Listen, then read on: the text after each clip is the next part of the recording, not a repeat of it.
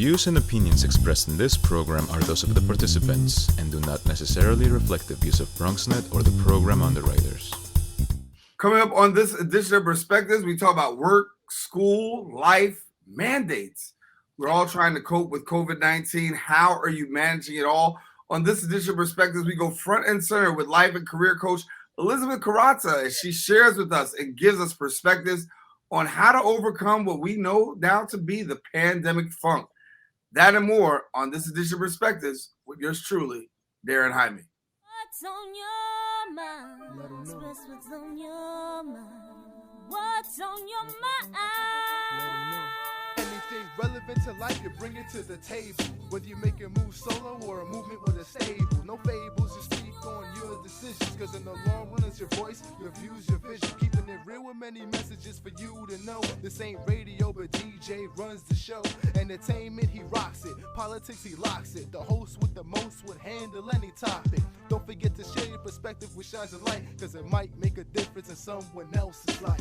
Make a difference in someone's life. Express what's in your heart and your mind. Share your perspective. What's your perspective? Let them know. And hello, everyone, and welcome. I am Daren Jaime, and yes, you are watching Perspectives.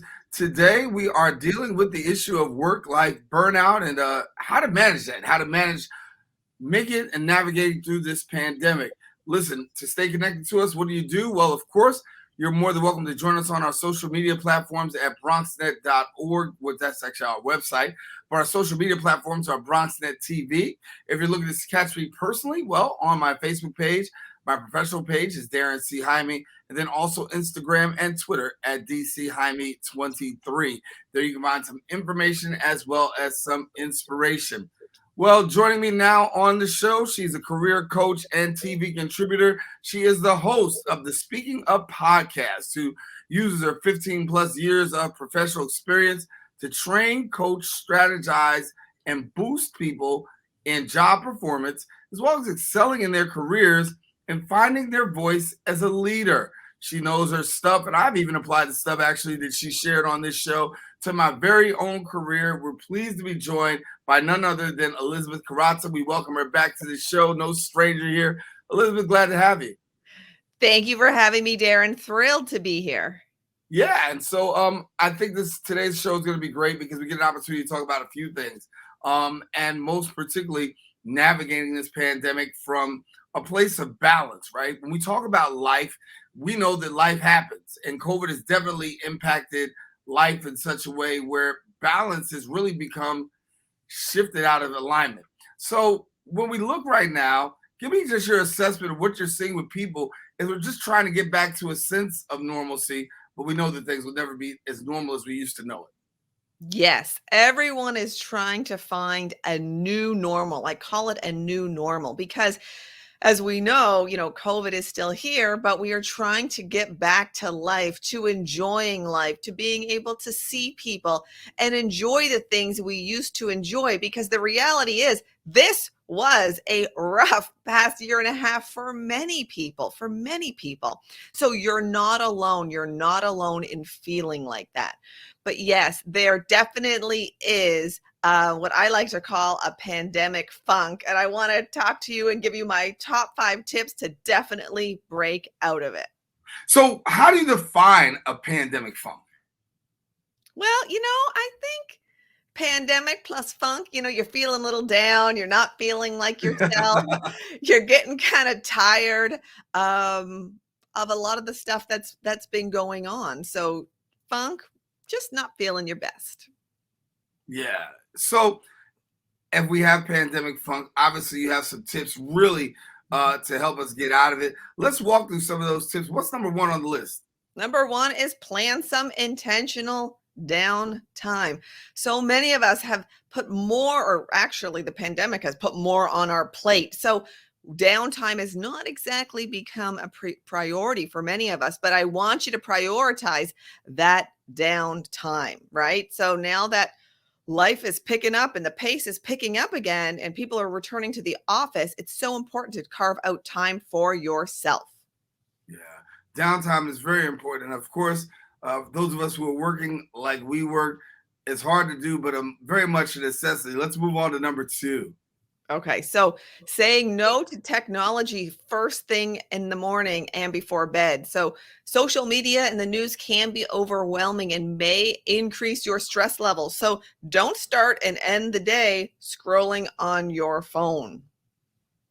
That could be a huge one. Do you find that most people get to this place of distraction just by social media, that their day just gets off kilter just by watching and paying attention to what goes on the phone? It can, because you can lose track of time. Sometimes it can be a nice distraction, right? But sometimes we're on there too long and we're like, shoot, we lose that productivity. So if you're going on social, set a timer for yourself. If you're someone who can just get lost in it and then you feel frustrated because you feel like you wasted time, set a timer for yourself. It doesn't mean you still can't enjoy scrolling through social. Yeah. Number 3 on the list. Take us there. Okay, choose gratitude. So you want to look for the good in your life each day and find something to be thankful for. While gratitude may not change your circumstance, it can change your perspective. And so I really highly recommend doing this, especially, maybe 3 times a day, in the morning, midday, and before bed. And if life is busy, we might forget to do this. Just set calendar reminders or pop it in your calendar for that reminder. Number 4, what do we have? Oh my gosh, connect with others and schedule fun, okay? So often we get kind of bogged down with the burdens of life and the responsibilities, the weight that we feel. So, during the pandemic, we kind of got used to staying in this bubble, but it's definitely start to really scheduling these things, with the community, connection with friends, neighbors, colleagues. These connections are important for our overall well-being. Sharing a good laugh does do wonders for the soul. Yeah, connecting with somebody else can make all the difference. And lastly, number 5. Okay, take care of yourself. It's number 5, but you want to definitely prioritize this. So focusing on your physical health can improve your mood, right? Trying to incorporate exercise, eating healthy, spending time outside, getting enough sleep, and really look forward, not backwards. I always say only look back to learn from it, because I feel like in my practice and what I see is people trip themselves up the most by living in the past and replaying things that they wish they could have changed. But that's the past. You can't change it. So you want to look back to learn from it and just move forward. That is going to help you get out of the pandemic funk.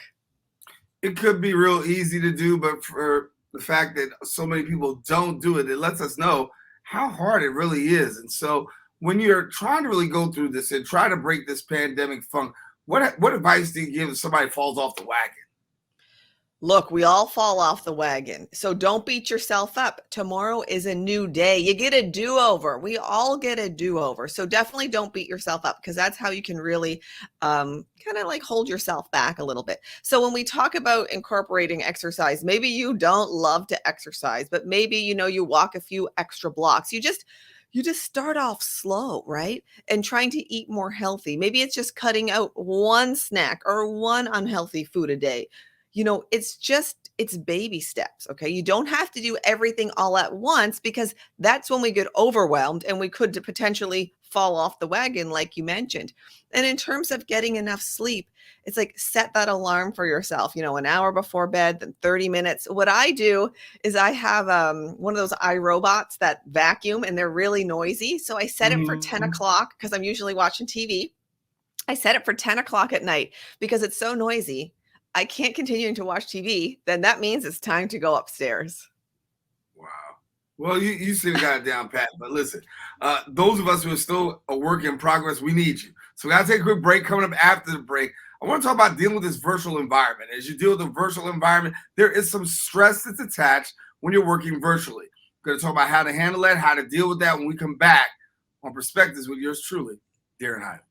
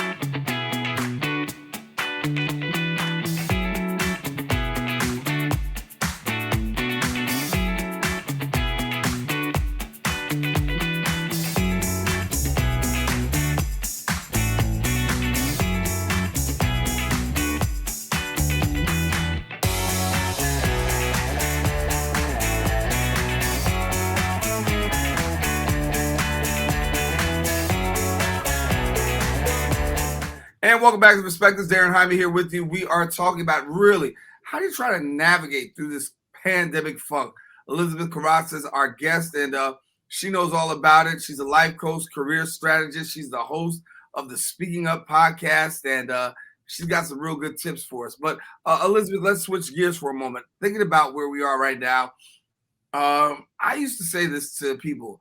I am all zoomed out. When you talk about dealing with this virtual environment, it can really be nagging. It can be really stressful. And even though we're meeting and I can be in the comfort of home or a remote location, there is this stress that comes with just having to get on and do what we do.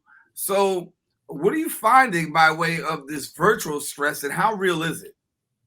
Virtual stress is real. I mean, studies show that, having the camera on and having Zoom on can be very exhausting. So you want to tune in to what your body is telling you. If you're getting headaches, if you feel like you're getting eye strained, or you're getting more fatigued than you usually would be before all of this virtual reality that we're in right now, I would jot it down, make some notes, and then go from there. Take a look and say, okay, I'm getting headaches. I'm feeling more exhausted. What else can I do to kind of not do so much of the virtual, not do so much of the Zoom meetings? Don't be afraid to ask for a good old fashioned in person, if you feel like it's safe and appropriate, meeting, or even on the telephone. Sometimes people will say, okay, I'll send you my Zoom link. And I'll say, what would be great if you could just send me your phone number. Or I'll just say, if you don't want to do that, you can say, I'll send you my number. Could you please give me a call? So don't be afraid to ask for what you want and just what you need. Yeah. Here in the United States, I understand, according to recent statistics, U.S. workers are some of the most stressed employees in the world. This, according to Gallup's State of the Global Workplace report. Why are we seeing so much stress amongst American workers? There's a few reasons. But what I would say is, if you are feeling this extreme stress, and overwhelm, you want to jot down, what is the pain point? Is it my boss, who I feel is very unsupportive? Is it because my hours are too long? Is there too much on my plate? Do I really dislike what I do for a living and I need to change industries? You need to make a list of all the pros and all the cons. And when you write out those cons, really feel and look at that and say, I am not going to do this anymore. I do not want to do this anymore. And from there, you're going to create an action plan. Okay. Whether is it time to get a new job? Is it time to speak with my boss? Is it time to move departments? Is it time to just change industries? You really want to think about what is causing the stress, and you have to take action. You are in charge and you are in control of your own life. Yeah. But when you think about it, I mean, there are more and more Americans right now who are not even working with the accessibility to go to work, get a job. We see employers all across the country asking for people to come to work. And the backside of that is it not that some people don't want to work, but I think also the fact is some people just don't want to really end up on that place of being stressed out. Yes. So you want to think about, what do I really want to do? What fulfills me in my life? What fills up my cup? What makes me happy? And look, you can think about these things all day long and it'll make you feel great, but you got to write it down, because if it's up here, we're not putting it into action. Okay. I call it tornado brain. You can have great ideas, bad ideas, stresses, happiness. If it's all swirling around in your mind, it's not going to help you. You need to start a plan and write out, what is it that I would love to do? If I'm dreading going back to work, that's a sign you might not be in the right industry or the right job. Yeah. I want to take time to talk to you about a new venture that you've got going on. It's your podcast, and you're out there. And talk to us about the podcast. It's called the Speaking Up Podcast for our viewers. And if you don't know, you're in the top 5 of podcasts globally? Yes, top 5%, ranked in the top 5% globally. It's called the Speaking Up Podcast, and it's really a dream come true. As you know, I used to work at BronxNet as a reporter, and then I moved on to Reuters Television as a TV anchor. And I've just always loved being able to share my top tips, and just always wanted to start a podcast and just be able to reach even more people. So we cover topics like your personal brand, and it's not business, it's personal, how to beat imposter syndrome, how to do a career makeover, just all the things that often we talk about in our interviews, Jaron, you and I, but just more, at length and all kinds of different topics. Yeah. And so what's the biggest fun for you? I mean, obviously a little bit of the broadcasting is definitely out there, and then you've got your career strategy. It seems like a good merge between you because you've got the broadcasting background, but then also you're this life coach and career strategist and really helping people through right now. It seems like a good fusion of the two. It's a great fusion of the two because at the end of the day, the reason why I wanted to do a podcast because I wanted to help and reach more people. I can remember years ago being in the workplace and being miserable, okay? Absolutely miserable, uninspired and not sure what to do or where to go next. So that's why I love to give people the tips and tools, the tried and true tips and tools that I've practiced, my clients have practiced, and have achieved success around, right? Asking for what you want, asking for that raise, how to create that vision and set goals for your dream life. This is what I love to teach because I love to help people improve their life because nobody has to be miserable and nobody has to feel overwhelmed. Right. Well, what do you want people to know? I mean, in this time right now, because when you talk about life, nobody does have to be miserable. Nobody has to feel overwhelmed. But the facts are, there are a lot of people out there who are miserable, overwhelmed, and they're not living their best life. You know what? It's really important. If that's you, if I'm speaking to you right now, you're not alone. It's normal to feel like this. I felt like this years ago before I had a plan and a strategy. When you're feeling like this, also ask for help. A lot of us have a hard time asking for help. A lot of us feel like we should know all the answers. We're a certain age or a certain point in our jobs or careers, but at the end of the day, we all need help, right? The CEO needs help. The janitor needs help. A housekeeper needs help, right? Someone working at a restaurant or in marketing, we all need help. Doesn't matter what level or age we're at. So tapping into that, either a trusted family member, a friend, a coworker, colleague, a mentor. It's never too late to get a mentor, okay? Mentors can be very helpful and have been very helpful for me in my life and my career. So it's really important if you feel like you need help and you're struggling to reach out for help. Yeah. I'm going to come back and talk a little bit more with you about this. I want to talk about the issue of mentorship because sometimes a lot of us miss a very big point of career launching and really just some stability and foundation through mentorship. We'll talk a little bit more with that with Elizabeth and more when we return right here on Perspectives.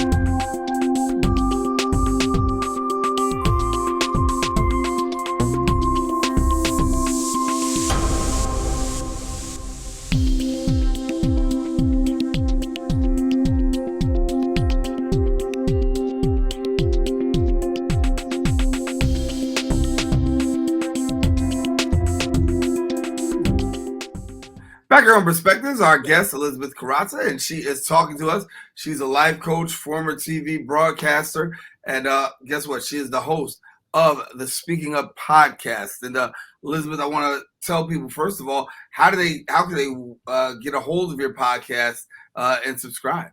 Well, that is a great question, Daren. You can go to Apple Podcasts, Spotify, Google, the Speaking Up podcast, or even my website at elizabethkoraca.com. And so for people, speaking up seems to be a hard thing to do. I think, you can live in a bubble, or fear or anxiety or worry can be one of those things that prevents people from speaking up. But can you share with us a little bit about the value of a person that finds their own voice and is able to speak up for themselves? Yes, it's very normal to be fearful of speaking up or fearful of public speaking. Some studies show that the fear of public speaking is greater than the fear of death. So remember, you're normal if you have this fear, but you don't have to live like this forever. It is so important to speak up for yourself. You will always be your best advocate, more than anyone else advocating for you, because you know what you want and you know what you need. Because what happens when we don't speak up is we're not clearing the air. We're letting somebody else assume whatever they want about you, the situation, and the scenario. And you want to get clear and say, hey, it's really like this, or hey, I didn't mean it when I said that. So nobody has to assume anything, and you're remaining in charge and in control. And I feel so passionate about this topic because I was a very shy and fearful child, and that went on through adolescence, and really just gained my voice when I became a television reporter.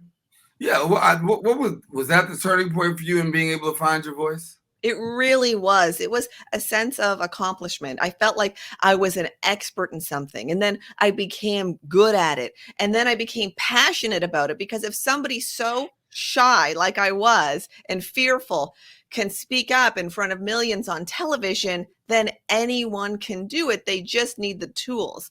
Another thing I loved was when I was in television and I would be in the green room and somebody would be across from me and I was getting ready to interview them. Either they'd be shaking or sweating or nervous, and giving them the tips and tools to speak with confidence, the tips that I once used, was so rewarding that I knew I had to do this for a living.